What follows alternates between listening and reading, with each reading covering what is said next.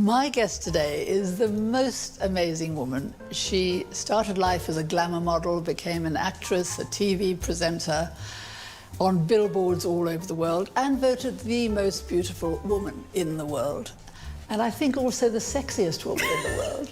I'll take any of those compliments. Thank you, Prue. She is Kelly Brook. Thank you, Prue. Welcome to my Cotswold kitchen. Do you know what, Prue? It's exactly what I imagined it to be. Colourful, cheery, gorgeous, just like you. Ah, you lovely girl. OK. Did you know, though, that we rather expecting you to cook for me? I can see by how you've laid it out and all the utensils are on my side. Now, I'm married to an Italian man that grew up in France, so we cook a lot of Italian and French food in our kitchen. So I think I've got something you might like.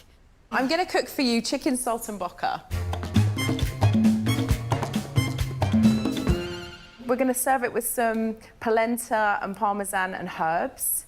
I might need some help with that. That's why that's on your side. I don't cook a lot of polenta, to be honest. That's fine. I'll help. So, are you going to do these first? I think I'm going to cook up the sage first in that pan, just to get the flavours going. Traditionally made with veal, saltimbocca is a classic Italian dish. When you have dinner parties, is everyone just looking at you to cook all the time, Prue? Yes, but they're often disappointed because I do cook very simply. Because I'm quite intimidated cooking for you. I'm going to just start to butterfly this chicken now. I like to think I'm quite a good host. It means that a lot of people don't invite you over because they say that whatever they do is not going to be as good. Do you find you don't get invited much to people dinners? People do often say, oh, I'd never ask you to dinner because I'd be too nervous to, which is a bit irritating because you quite like to be asked to dinner. But they might just be lying and pretending that's why they just don't want you to come over. Yeah, they just really want me to come over. So they... Cover the chicken breasts and pound to tenderise the meat. So you've just been travelling, Prue. Where did you go? Now, listen here, Kelly Brook. I'm interviewing you, not you interviewing me. Oh, yeah. I think you're much more... You've lived a much more colourful life than I have. I have not.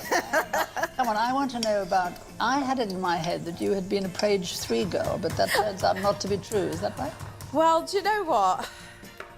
I did the cover of Playboy. So I was that's pretty good. I was on the cover of American Playboy about 15 years ago.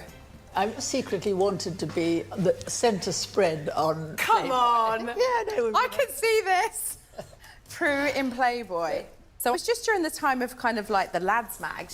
So I started kind of, you know, basically posing for shoots for those magazines. And I ended up auditioning for a show called The Big Breakfast in the 90s. And I got that. And I was 18 and it was kind of like my big break, really. And it just kind of took me on a different path. Right, so we're going to do this. And then, you're making a sandwich, basically? Pretty much a little chicken sandwich. Close it back up. And then we're going to wrap the Parma ham around.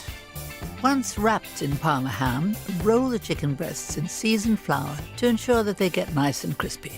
The sage leaves have already made the oil taste quite nice. Oh, lovely. It looks quite unpromising like that, but I think once it all starts frying it up, it all looks quite I think it'll be delicious. Putting a lid on traps the steam to tenderise the chicken breasts further. These days, Kelly has swapped lingerie for wellies and life on the land. So, Kelly, you've either been wearing wellies and stomping around a farm, or you've been wearing not much at all. Yeah, I mean, sometimes I wear not much and just wellies, especially when I'm at home. Oh, that must be very good. So, how did you sort of transition from glamour model to farmer? I was travelling the world and I would come home and just really crave for just a little bit of isolation to kind of squirrel myself away, be out in the garden and just pottering around in a country kitchen much like this. And I absolutely loved it. And then when I met my husband, he had a farm in Italy. So he said, well, look, we can't run 2 farms. We need to choose. And I think Italy kind of came out top.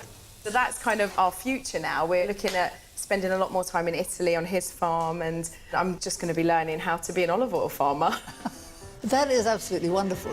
What's more, Kelly's husband, Jeremy, will be joining us to taste the chicken saltimbocca. I think these are cooked. And the reason I know they're cooked is because they feel firm. Shall I put them on the dish? I'll just wrap them up.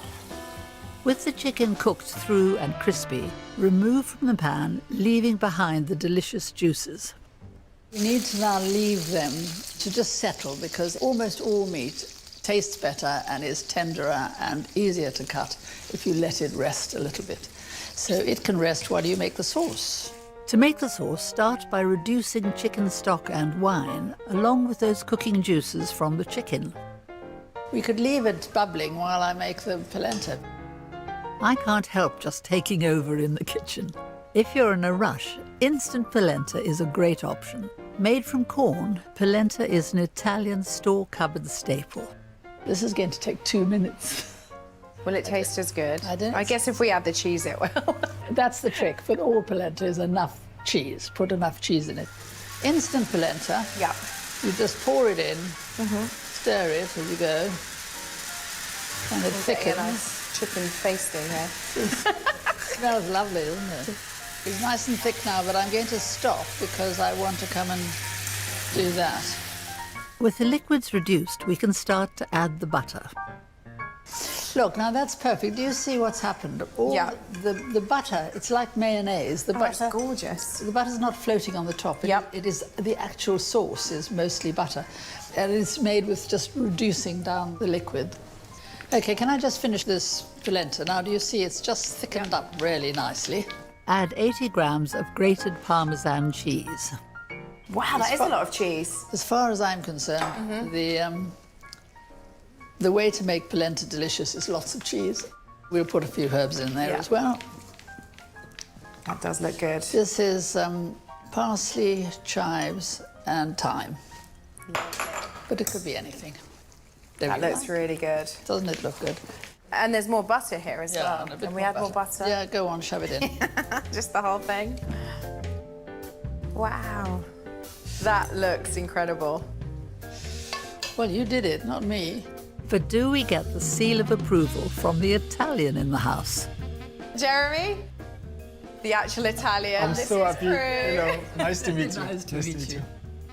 Jeremy, you've got a farm in Italy, haven't you? What do you grow? So my family is there since 20 generations and we got olive oil, olive tree. Some of my family got 7,000 trees. And who picks the olives? All my family. So every year in October, for 3 months, olive oil every day in the factory. It's actually wonderful to go and just pick the olives and be with the family, and they have parties in the olive groves and sit and picnics and drink the local wine. We've had a really good bash at Saltimbocca. What does that mean, by the way? It comes from the word saltare. Saltare is jump. And bocca, mouth. So saltare, jump in your mouth. Well, let's hope this jumps in your mouth. Do you want to try it? Oh, yeah, Have a little taste. What do you think? Is it a jump in the mouth? Yeah, it is. It's lovely. Good. That's so good, isn't it? What do you think?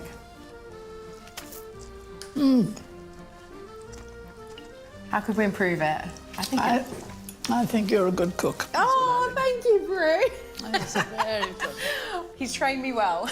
Yeah, it's good, isn't it? Amazing. It is delicious. Have another bit, Jeremy. Well, Kelly, it's been such a pleasure having you. Thank you, Prue. It's been amazing to be here, and it's just, you've got the most wonderful house. Do you want to finish it? I think I will.